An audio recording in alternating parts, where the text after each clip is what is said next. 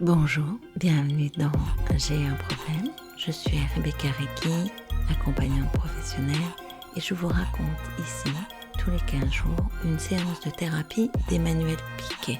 Une séance de thérapie un peu particulière puisqu'il s'agit de l'approche stratégique du modèle de Palo Alto. Aujourd'hui, on se retrouve avec une histoire de cousin, une histoire de morale, une histoire de communication, etc., etc. Je vous laisse découvrir. Emmanuel raconte que ce patient qui vient la voir est un conteur magnifique, qu'il l'a plongé en transe légère dès la première phrase de son histoire. Elle partage qu'elle perçoit bien que cette histoire le bouleverse à plusieurs titres. Et d'ailleurs que c'est grâce à ses compétences d'hypnose conversationnelle, dont il est parfaitement inconscient, qu'elle a pu ressentir, sans l'avoir rencontré, ce que sa fille était en train de vivre. Elle nous présente Cédric, le papa de Louise, 9 ans. Première séance. Et là, j'ouvre la porte. Et qu'est-ce que je vois, raconte Cédric ? Mon neveu Tom en train d'embrasser à pleine bouche ma fille Louise, sa cousine, qui en plus était torse nu sous le regard de son autre cousine, Gladys, visiblement plus que contente de la scène. J'ai crié « Mais enfin, ça va pas, qu'est-ce que vous foutez ?» J'ai dispersé tout ce petit monde, ils se sont tous les trois enfuis dans le jardin, et bien sûr, ils n'ont pas demandé leur reste. J'ai bien essayé de retenir Louise, mais elle m'a glissé entre les mains. Elle est partie en courant avec les deux autres. Je suis redescendue, je tremblais.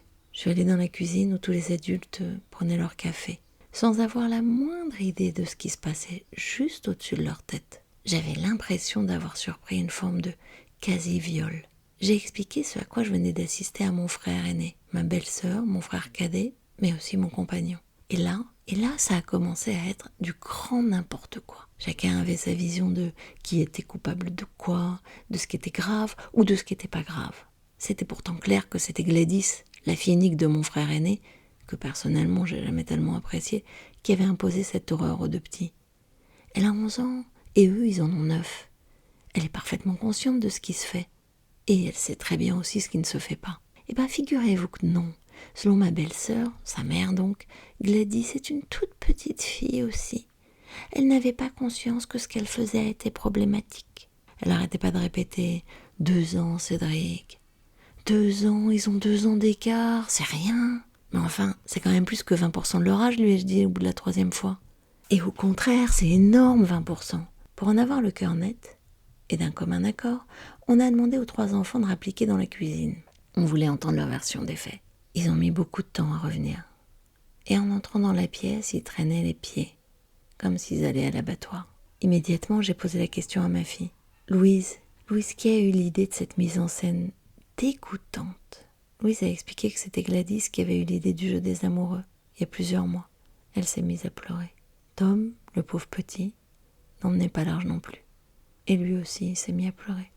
Donc je me suis tournée vers l'assemblée des adultes, et surtout vers ma belle-sœur, en disant « Voilà, qu'est-ce qu'il vous faut de plus maintenant comme preuve que cette gamine est à moitié perverse?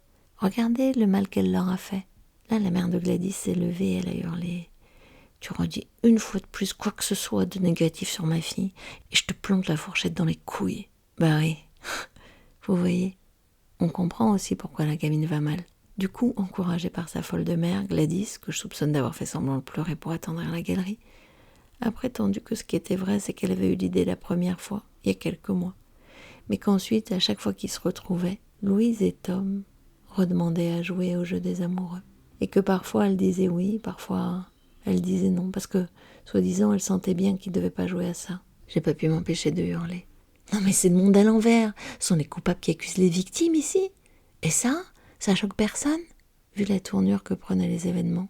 Et avant que ça ne se termine en pugilat, j'ai dit à Louise et à mon compagnon Michael qu'on y allait, qu'on restait pas une minute de plus en présence d'une famille de pédophiles. Là, ma belle-sœur s'est jetée sur moi, fourchette en avant, et évidemment ça a accéléré notre départ. C'est pas exactement ce que je voulais dire, pédophile, mais quand même, il y avait un peu de ça. Après, dans la voiture, j'ai observé Louise dans le rétroviseur.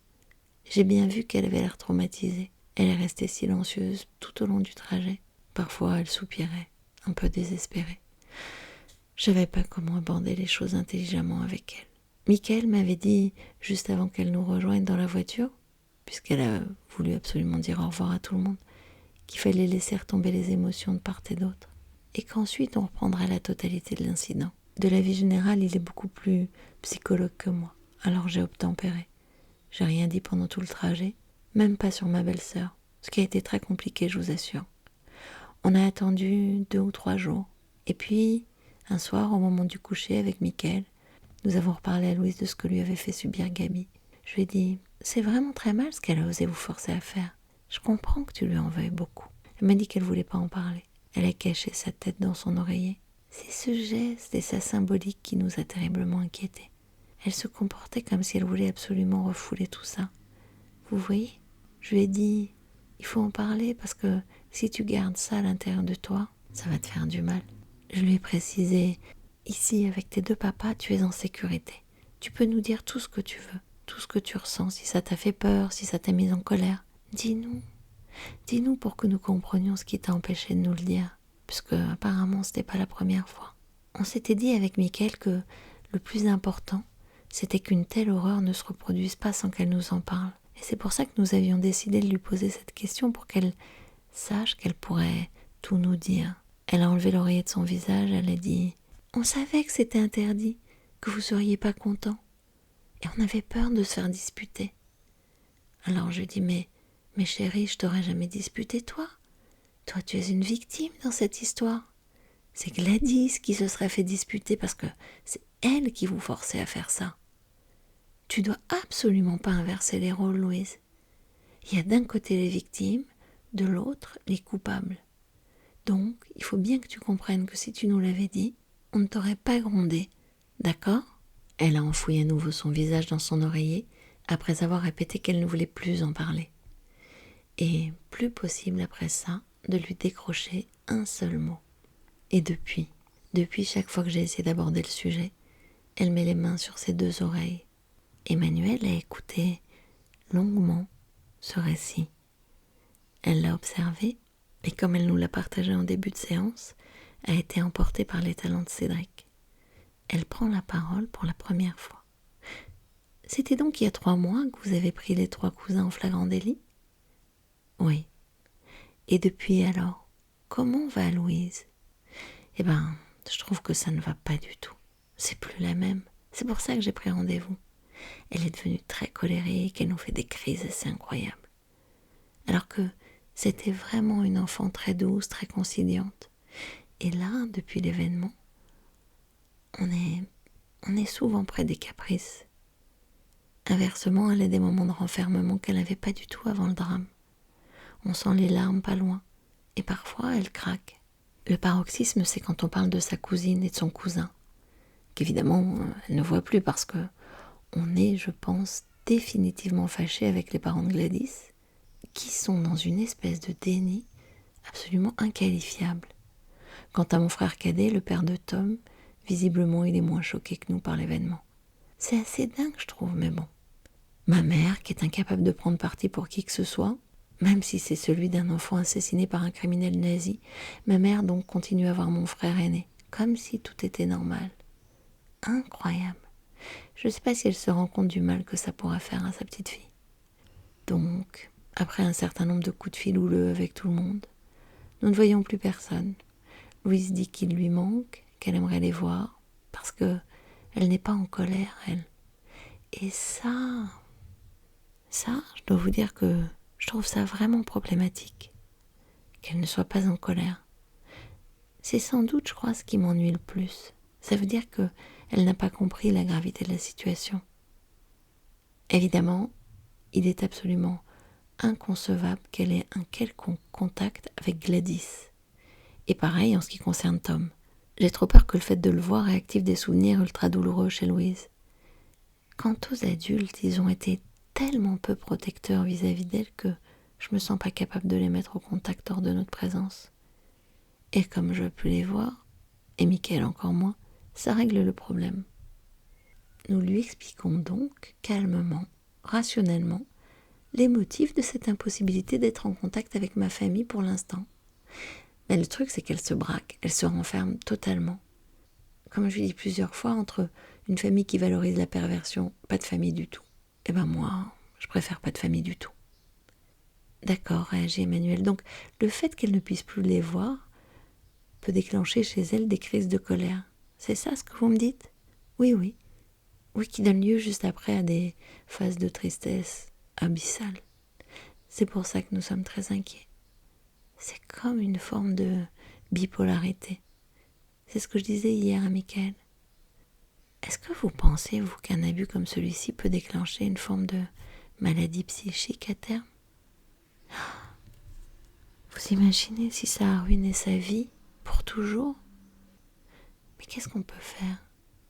Très bonne question, je trouve, dit Emmanuel, et qui montre à quel point vous prenez votre rôle de papa au sérieux. C'est vraiment une chance pour Louise. Je vais cependant la compléter pour être certaine de vous être utile. Qu'est-ce qu'on peut faire pour obtenir quoi? Autrement dit, qu'est-ce qui vous fera dire dans 2 mois « J'ai bien fait d'aller voir Emmanuel Piquet.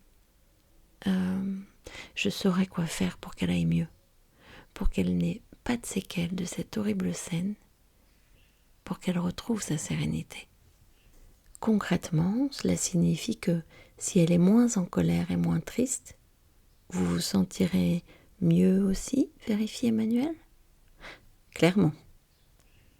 Bon, je vais pour la prochaine fois vous donner une tâche d'observation. Parce que la situation est complexe et douloureuse à plus d'un titre. Et que il me manque encore certains éléments précis dans ce qui se passe ici, maintenant. Donc, vous allez noter sur un carnet de la façon la plus minutieuse possible chaque moment où Louise fait une crise de colère ou un caprice, et chaque fois qu'elle glisse vers la tristesse, puis le mutisme.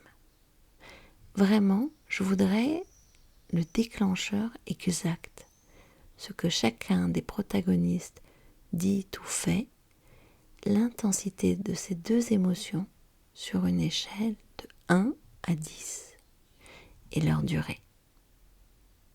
Alors, vous avez envie de savoir? Vous avez envie de savoir ce que Cédric a fait? Bien sûr, il a écouté Emmanuel, mais ce que cela a produit et comment il a fait pour souffrir moins? Eh bien, une fois n'est pas coutume, on va se retrouver pour la 2e séance dans le cabinet d'Emmanuel et aussi dans un second épisode. À tout de suite.